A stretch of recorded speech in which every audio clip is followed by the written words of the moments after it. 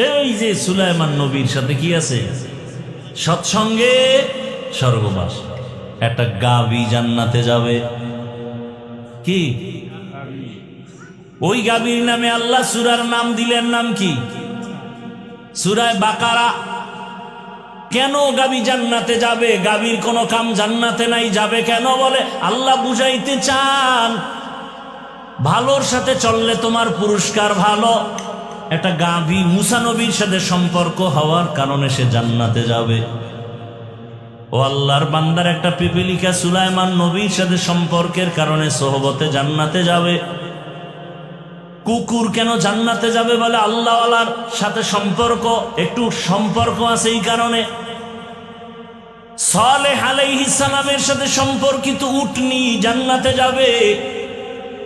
একটা উটনি যদি জান্নাতে যায় নবীর সোহবতের কারণে, একটা কুকুর যদি জান্নাতে যায় ওলির সোহবতের কারণে, একটা গাভী যদি জান্নাতে যায়, গাধা যদি জান্নাতে যায় ওজায়ের নবীর সম্পর্কের কারণে।